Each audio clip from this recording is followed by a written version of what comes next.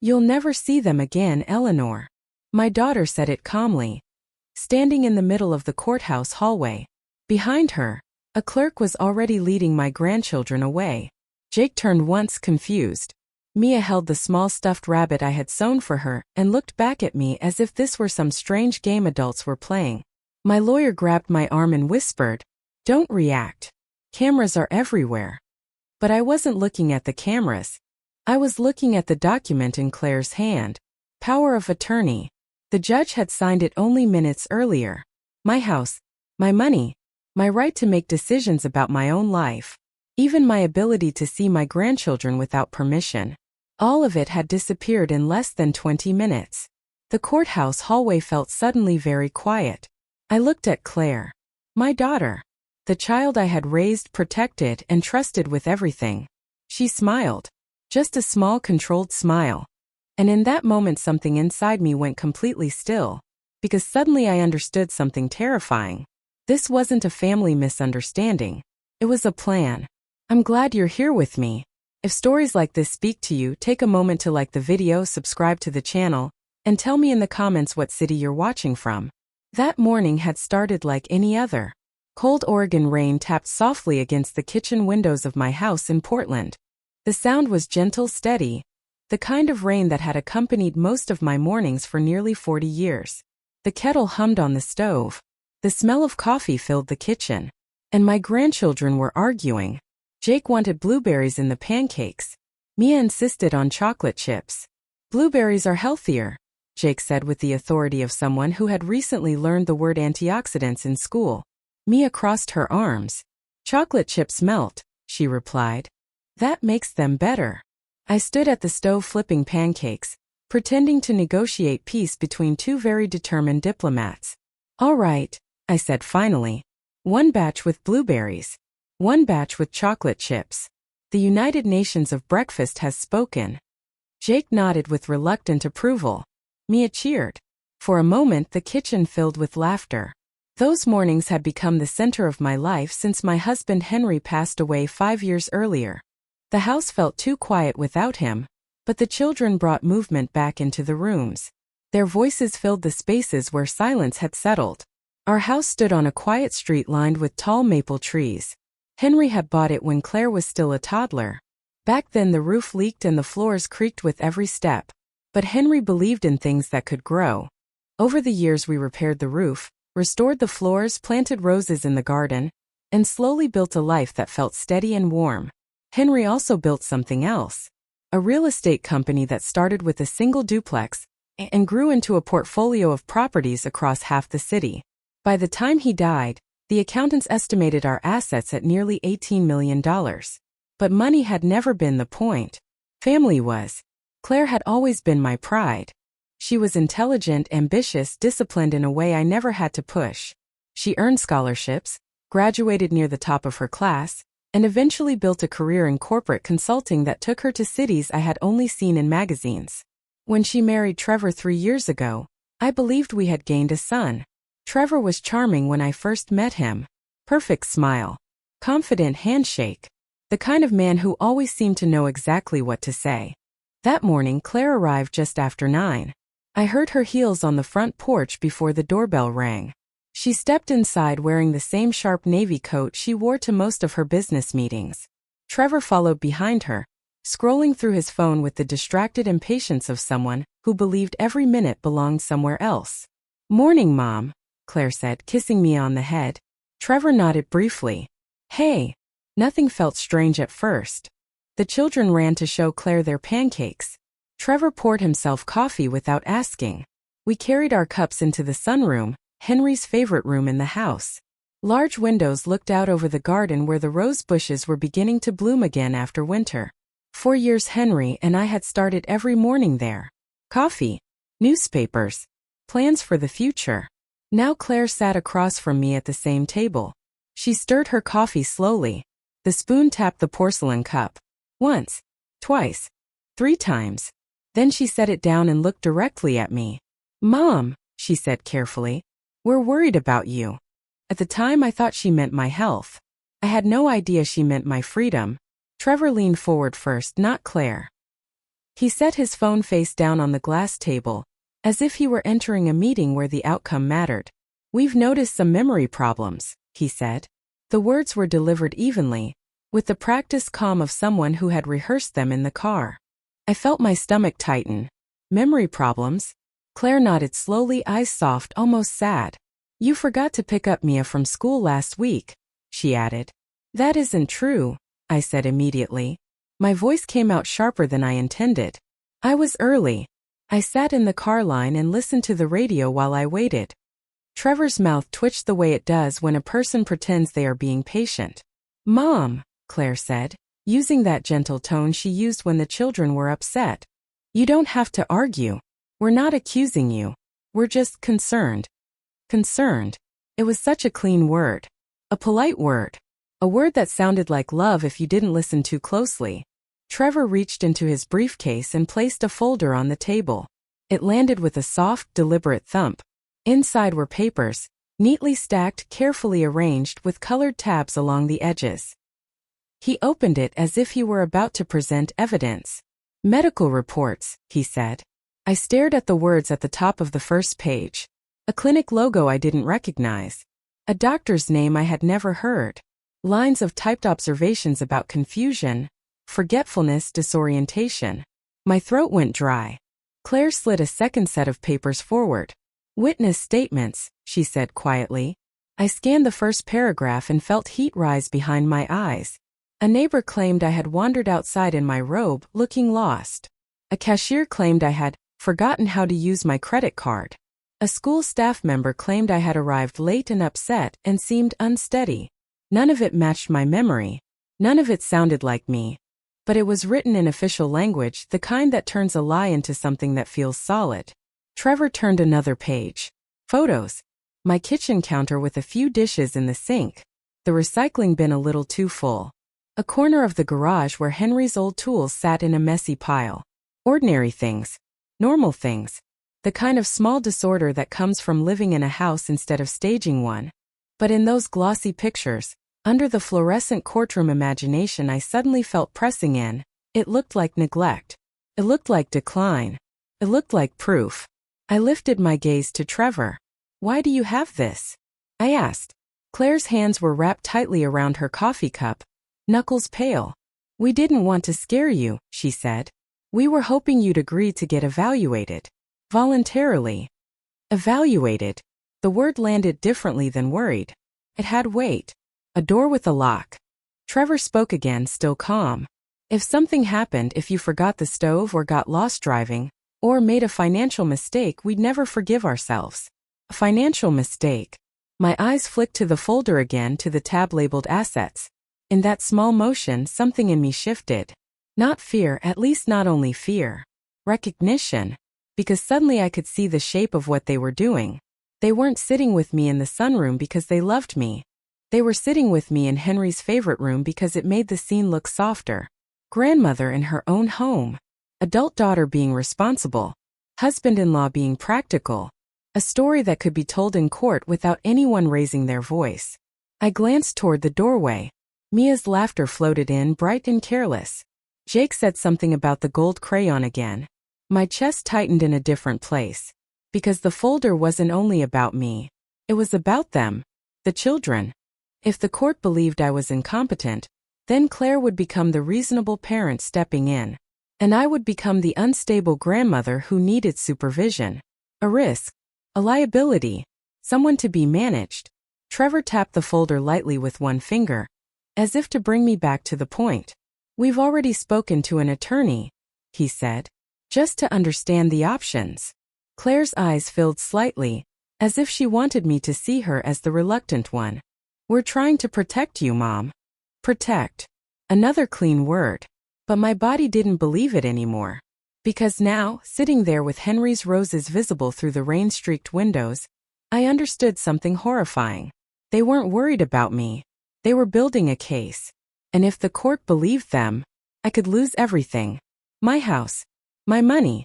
And the two children who meant more to me than my own life. Mia climbed into my lap as if nothing in the sunroom had changed. Her small body was warm through her sweater, And she smelled faintly of pancake syrup and the strawberry shampoo Claire kept buying in bulk. She pressed her cheek against my shoulder, heavy with trust, and wrapped her little hand around my finger the way she always did when she wanted to feel anchored. "Grandma," she whispered, "can we go to the library later?"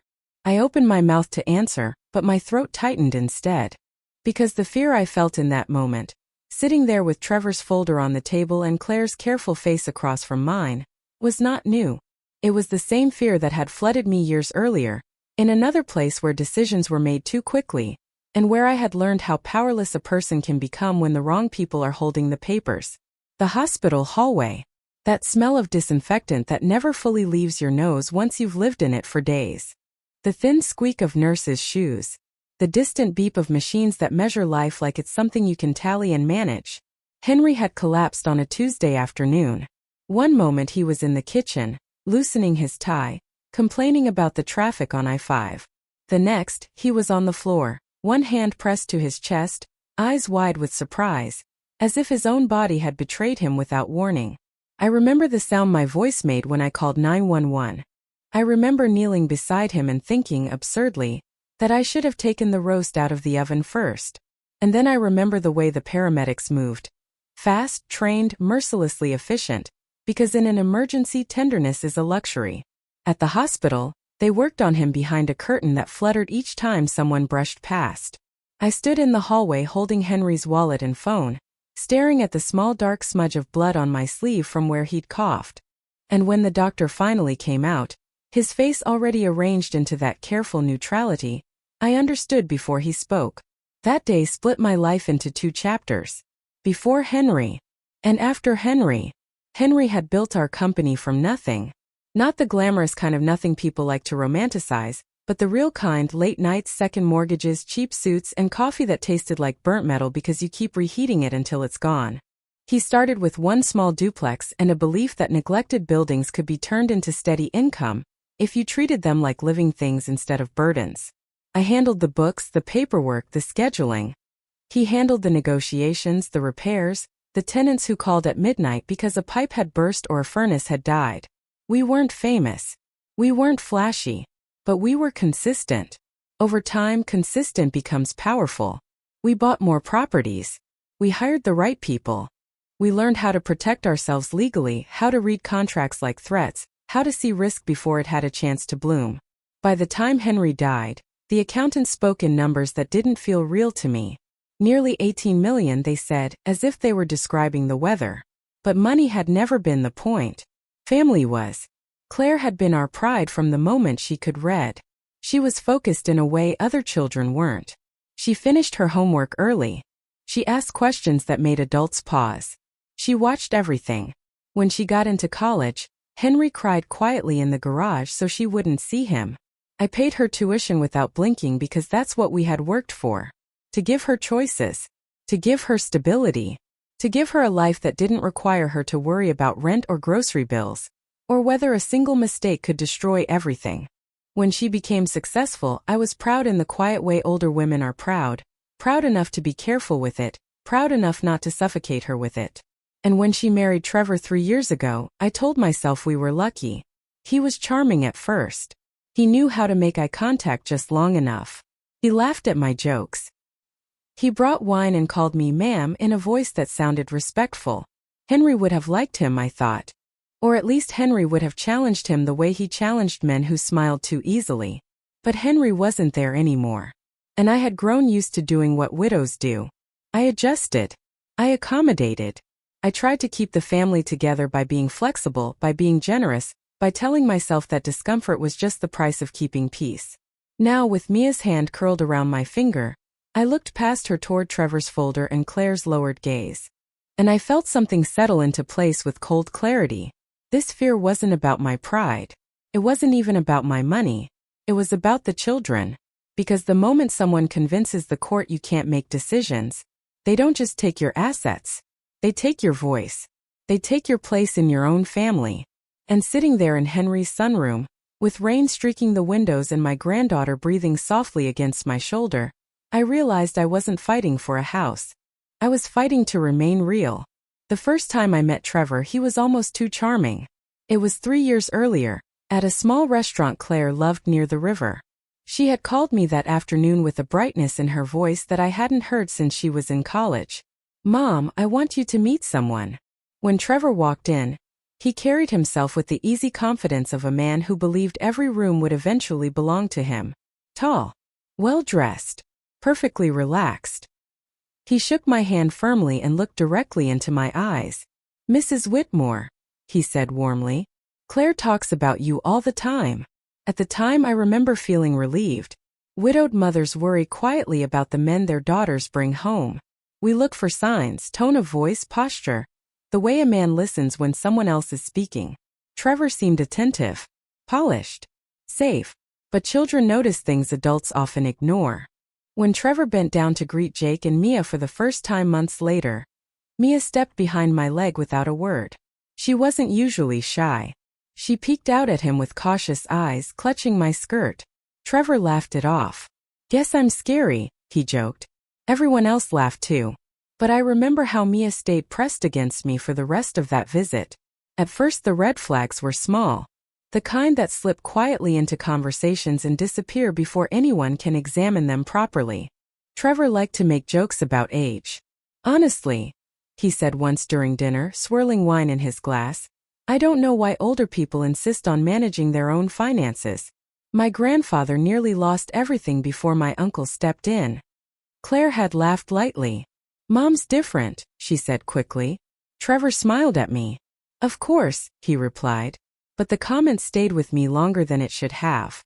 Later there were small observations that sounded casual. "This house is huge for one person.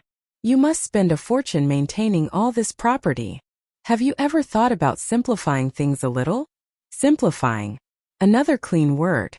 But each time he said it, his eyes moved around the room as if quietly measuring it. Then the outside voices began appearing. The first call came from the children's school. A counselor asked Claire if everything at home was stable. Apparently Jake had mentioned that Grandma sometimes seemed confused. Confused. That word again. Claire told me about it with a little laugh.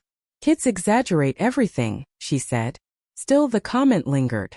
A few weeks later, a neighbor mentioned something odd. "I saw Trevor here the other afternoon," Mrs. Gallagher told me while we stood by the mailbox. "You must have just stepped out." "That's strange," I said. "I didn't know he was stopping by." "Oh, he didn't stay long," she said. "He was just walking around the side of the house. Looked like he was taking pictures of something." I felt a small ripple of discomfort then, but I told myself there was probably an explanation. Trevor worked in investment consulting. Maybe he was curious about the property. Maybe he was helping Claire think about renovations. Maybe. Then came the first moment that truly unsettled me. It was a dinner at Claire's house about 6 months before the court hearing. The children had gone upstairs to watch a movie. Claire poured wine. Trevor grilled salmon on the back patio. Everything looked normal. But halfway through dinner I began to feel dizzy. Not dramatically. Just a slow, heavy fog pressing against my thoughts. The room felt warmer than it should have. My hands trembled slightly when I lifted my glass. "Are you okay, Mom?" Claire asked. "Just tired," I said. Trevor studied me across the table with a look I couldn't quite interpret. Concern. Curiosity. Calculation. The feeling passed after an hour. I blamed it on stress. Grief still arrived unexpectedly some days, even years after Henry's death. Then a few weeks later something stranger happened. I misplaced my car keys. Not just misplaced. Completely forgot where I had put them. I searched the kitchen, the living room, even the laundry room. They eventually turned up in the refrigerator. I laughed about it when I told Claire. "See," Trevor said lightly from the couch. "That's exactly the kind of thing we worry about." Everyone laughed. Even me. Because the alternative, that something was wrong, or that someone might be making things wrong, never crossed my mind. Looking back now, I see the pattern clearly. The comments. The small incidents. The outside voices repeating the same words. Confused. Forgetful. Unsteady. Each one alone meant nothing. Together they built a story. A story that sounded reasonable. A story that would eventually be told inside a courtroom. And by the time I realized what they were doing, That story was already stronger than my own. The court hearing happened only weeks later. Too fast. Too organized. That was the first thing I noticed as I sat in the hard wooden chair outside the courtroom, watching people move through the hallway with quiet efficiency. Lawyers carrying folders. Clerks calling names. Families whispering to one another. Everything about the place suggested routine, but nothing about my life felt routine anymore. Claire sat beside Trevor at the opposite end of the bench. They spoke quietly to their attorney, a tall woman with sharp glasses and a leather briefcase that looked expensive enough to hold secrets. Every few minutes Claire dabbed her eyes with a tissue. From a distance it looked like grief. Close I suspected it was strategy. My lawyer Martin Alvarez leaned toward me. "They're moving quickly," he said quietly. "That usually means preparation." Preparation. Another clean word. Across the hallway, Jake and Mia sat with a court-appointed child supervisor. Jake swung his legs nervously while Mia held her stuffed rabbit and watched the adults with wide, uncertain eyes. I gave them a small smile. Jake tried to smile back. Mia only tightened her grip on the rabbit. When the clerk finally called our names, everything began moving faster than my thoughts could follow. Inside the courtroom, the air felt heavy and official. Dark wood. Flags behind the judge's bench. Rows of empty seats waiting for spectators who never came. The hearing lasted less than 20 minutes. That was all it took to dismantle 71 years of independence. Doctors I had never met testified first. One spoke about observed cognitive decline. Another described concerning reports from family and community members. They spoke calmly, professionally, as if they had known me for years instead of reviewing a folder someone else had assembled. Neighbors repeated the statements Trevor had collected. A cashier claimed I had struggled to count money. A school employee mentioned my supposed confusion. Each story sounded reasonable in isolation. Together they formed a picture I barely recognized. Claire cried when it was her turn to speak. Real tears this time. Her voice trembled. "I just want my mother to be safe," she told the judge. Trevor sat beside her with his hand on her shoulder, looking solemn and protective. From the bench, it looked like a devoted daughter and a responsible husband trying to protect an aging parent. No one in that room knew how carefully the story had been written. The judge reviewed the folder. He asked me a few questions. Simple ones. My address. The date. The names of my grandchildren. I answered all of them correctly, but by then the momentum had already shifted. Paper carries more weight in a courtroom than memory. After a brief pause, the judge made his decision. Temporary guardianship. Financial oversight. Medical supervision. Power of attorney granted to Claire. The gavel struck the wood once. It sounded softer than I expected, but the meaning was enormous. Claire now controlled my finances. Trevor would oversee the management of my home, and contact with my grandchildren would be scheduled through them. 20 minutes. That was the total time required to erase the authority of my entire life. 2 days later I packed what little I could carry into my car. Clothes. Few documents. Henry's old watch. I drove north for nearly 8 hours, crossing state lines until the Oregon rain gave way to dry Idaho air. Henry had bought a small cabin there years earlier. He called it his backup plan. A quiet place near the mountains where we could rest if the world ever became too loud. I hadn't visited it in years. When I unlocked the door, dust drifted through the sunlight like slow snow. The kitchen smelled faintly of old wood and forgotten winters. I spent the afternoon cleaning, wiping counters, opening windows, trying not to think about the courtroom, or Claire, or the way Jake looked when the clerk led them away. That evening, while moving the old stove to sweep behind it, I noticed something strange. The stove shifted farther than it should have. Behind it, partly hidden by the wall paneling, was a small metal door. A safe. For a moment I simply stared at it. Henry had always liked quiet precautions. He believed in backup plans, insurance policies, second sets of keys. But he had never mentioned a safe in the cabin. I crouched slowly and brushed away a thin layer of dust. The metal handle was cold. The combination dial was already set. That detail alone made my heart beat harder. Henry was meticulous about security. If the dial had been left open, it meant he wanted me to find it. Inside were several envelopes, a small recorder, and a folded letter. My name was written across the front in Henry's careful handwriting, the same handwriting that had filled birthday cards, business notes, and grocery lists for 42 years. My hands trembled as I opened it, because suddenly a memory surfaced, something Henry had said months before he died. If anything ever feels wrong, he had told me quietly one evening in this very cabin, trust the feeling, and look where I told you to look. At the time I thought he was talking about investments, or maybe the business. Now I understood something else entirely. Henry had not simply been careful. He had been preparing for something he believed might happen after he was gone. And as I unfolded the letter, I felt a cold realization settle over me. The court may have taken my life in 20 minutes, but Henry had left behind something far more powerful than a courtroom document. The truth. The letter was short. That alone frightened me. Henry had always been a man of details. When he wrote something down, it usually filled the page. Notes in the margins, extra explanations, careful reminders about what to do next. But this letter contained only a few sentences written in his steady, unmistakable handwriting. Eleanor, if you are reading this, something has already gone wrong. Listen to the recordings before you do anything else. I hope I was mistaken. But if I wasn't, the truth is here. Henry. For a long moment I sat at the small wooden table in the cabin, holding the letter between my fingers. Outside, the wind moved slowly through the tall Idaho pines. The sound was low and steady, like the ocean breathing in the distance. Henry and I had spent many quiet weekends here. Back then, the world felt manageable, predictable. Now it felt like something fragile that had already cracked. I placed the letter down and looked at the recorder beside it. It was an older model, black plastic, a small speaker, a row of worn buttons. The kind of device reporters used years ago when they wanted a conversation preserved exactly as it happened. Henry must have bought it deliberately.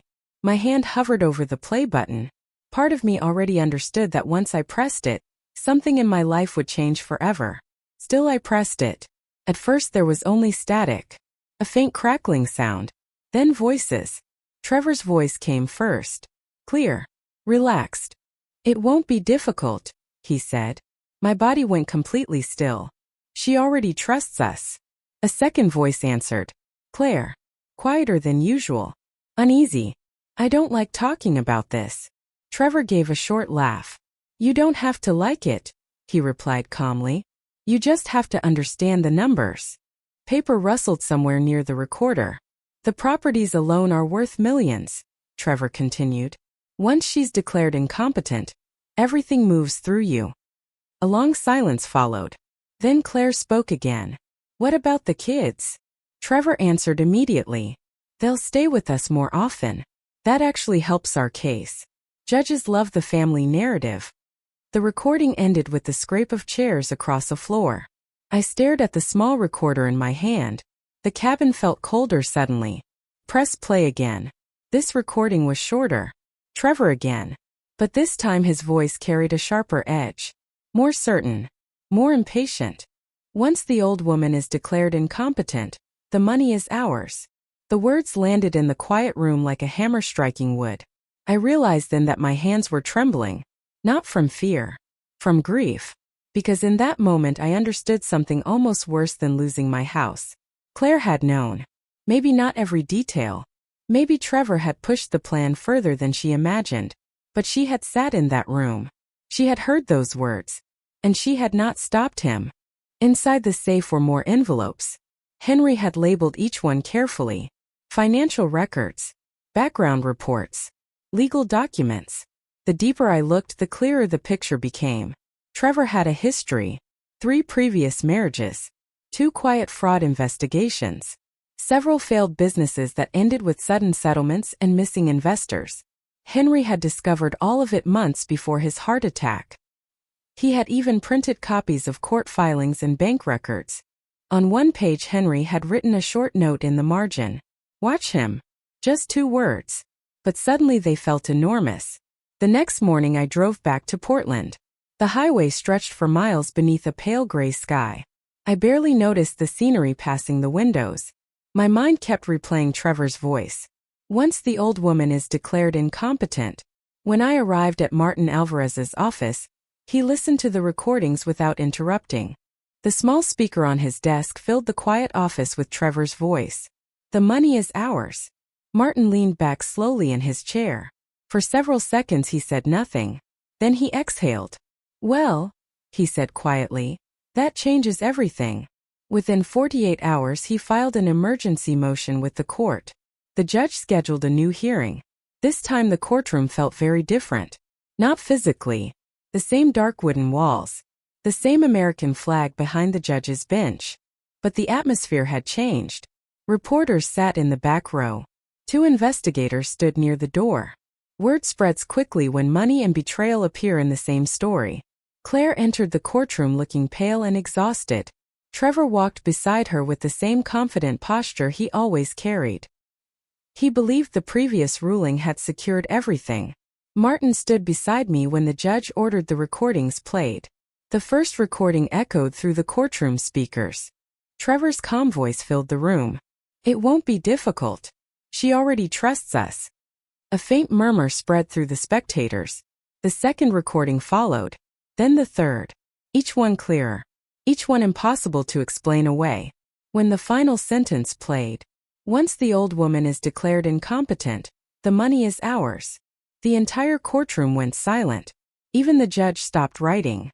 Trevor suddenly stood up. That recording is manipulated, he said sharply. But the judge raised his hand without looking at him. Sit down, Mr. Caldwell. Trevor hesitated, then slowly lowered himself back into his chair. Claire stared at the floor. Her hands were clasped so tightly her knuckles had turned white. The balance in the room had shifted. The same documents that had condemned me weeks earlier were now being questioned. Witnesses were recalled. Statements examined again. And as the investigators moved quietly toward Trevor's table, I saw something I had never seen on his face before. Uncertainty. For the first time since that morning in the courthouse hallway, Trevor realized the plan had failed. The silence in the courtroom lasted longer than any speech. It was the kind of silence that settles over a room when everyone suddenly realizes they have been watching the wrong story. Trevor sat frozen beside his attorney. The confidence he had carried into the courtroom had drained from his face. His jaw was tight now, his eyes moving quickly from the judge to the investigator standing near the door. Claire looked smaller than I had ever seen her. Her shoulders had curved inward, as if she were trying to disappear inside her own body. She kept staring at the table in front of her, refusing to look at me. The judge removed his glasses slowly. He had the expression of a man who had just discovered that the ground beneath a case was not what it appeared to be. Mr. Caldwell, he said evenly, these recordings raise serious questions. Trevor's attorney leaned forward immediately. Your Honor, we strongly contest the authenticity. The judge raised his hand. That will be addressed. His gaze shifted to the investigators. 2 men stepped forward quietly. They spoke to Trevor in low voices I could not hear clearly from where I sat. But I saw Trevor's expression change. First irritation, then disbelief, and finally something closer to fear. Claire finally lifted her head. Her eyes were red. For a moment our gazes met across the courtroom. The look on her face was not anger. It was confusion. The kind of confusion that comes when someone realizes the person they trusted most may not have been telling them the truth. Claire, Trevor said sharply beside her. But she pulled her hand away from his. That single movement said more than anything else in the room. The judge called for a brief recess. The courtroom doors opened and people began whispering immediately. Reporters stepped into the hallway with their phones pressed to their ears. Inside the room, the air still felt heavy with what had just been revealed. Martin placed a quiet hand on my arm. You did well, he said softly, but I didn't feel victorious. I felt tired, deeply tired, because even though the truth had finally appeared in that courtroom, it had come at a cost I could not measure. Claire was still my daughter. No recording could erase that. When the hearing resumed, the tone of the proceedings had completely changed. The same judge who had ruled against me weeks earlier now looked through the documents with careful skepticism. Witness statements were questioned. Medical reports were reviewed again. The investigators spoke briefly with the judge at the bench. Then the decision came. The guardianship order was suspended immediately. Financial control returned to me. The accusations of incompetence were formally withdrawn pending further investigation. Trevor remained seated very still as the words were read. One of the investigators placed a hand lightly on his shoulder. "Mr. Caldwell," he said quietly, "we need you to come with us." Trevor stood slowly. He glanced once toward Claire. But she did not look at him. She was crying now, quietly, her hands covering her face. As Trevor was led toward the door, the room remained silent. No one spoke. No one needed to. The truth had already spoken loudly enough. After the courtroom emptied, I remained seated for a few minutes. My hands rested quietly in my lap. For weeks I had imagined this moment, the moment when everything would be corrected. But reality felt more complicated than justice. Claire approached me slowly. Her steps were hesitant, almost uncertain. "Mom," she whispered. Her voice broke. For a second she looked like the young girl who used to run into the kitchen after school, excited to tell me about something that had happened during the day. But time had changed too much. Trust, once broken, does not return to its original shape. I stood slowly. "We'll talk," I said gently. "Not today. Not here. But someday. Because even after everything that had happened, she was still my daughter. And some wounds require more than a courtroom to heal." The court reversed the ruling 2 days later. Not quietly. Not with the same speed that had taken everything away. This time the process moved carefully, deliberately, as if the system itself had suddenly remembered the weight of its decisions. Martin called me early that morning. "The order has been signed," he said. I was standing in the kitchen when he spoke. The rain outside had finally stopped, and pale sunlight moved slowly across the wooden floor Henry had installed 20 years earlier. "For now," Martin continued, "all guardianship claims are suspended. Your financial authority is fully restored." I closed my eyes for a moment, not out of relief, out of exhaustion, because the fight had taken something from me that would never quite return. But there was one more sentence Martin hadn't said yet. "And the children?" I asked quietly. There was a brief pause on the line. "They're waiting for you outside the courthouse," he replied. The drive downtown felt strangely calm. Portland looked the same as it always had: wet streets, people hurrying past coffee shops, buses breathing clouds of steam into the cold air. But inside the car, something in me had shifted. For weeks I had been fighting to hold on to pieces of my life. Now I was simply moving forward again. When I reached the courthouse steps, I saw them immediately. Jake spotted me first. "Grandma!" he shouted, his voice echoing across the stone entrance. He ran toward me without hesitation, 8-year-old legs moving as fast as they could. I barely had time to open my arms before he collided into me, wrapping himself around my waist with the fierce strength children have when they love someone without conditions. Mia followed a second later. Her stuffed rabbit was still clutched tightly in her hand. She pressed her face into my coat the way she used to when she was frightened by thunder. "Grandma," she whispered. And suddenly the weeks of tension, anger, fear, and legal arguments faded into something much simpler. I held them both close. For a long moment none of us moved. Behind us, people continued walking in and out of the courthouse. But inside that small circle of arms and quiet breathing, the world felt steady again.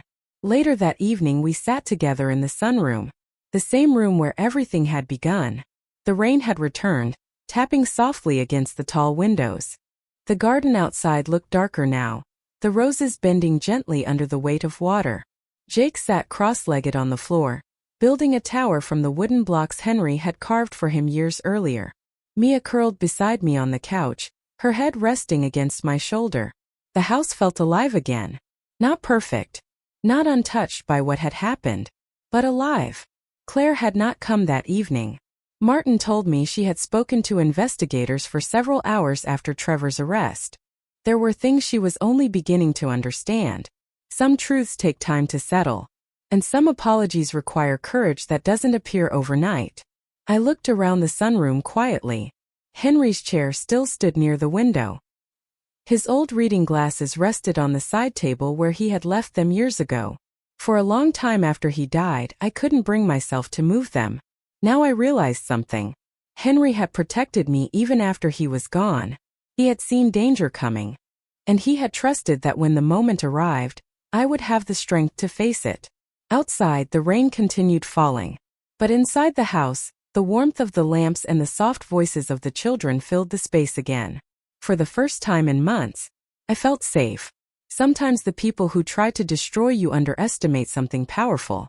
Truth. Not the loud kind that arrives with shouting or revenge. The quiet kind that waits patiently until the right moment to be seen. Trevor believed the plan was perfect. He believed documents, rehearsed concern, and a quick court decision would be enough to erase my voice. What he did not understand was something Henry always believed. Truth has patience. And patience in the end is stronger than manipulation. Some names and details in this story have been changed to protect privacy. But situations like this happen more often than people realize. Families break in quiet ways. Trust disappears slowly. And sometimes the strongest people are the ones no one expects to fight back. Now I want to ask you something. What would you have done in my place? Tell me in the comments. And if stories like this matter to you, don't forget to subscribe and watch the next story on this channel.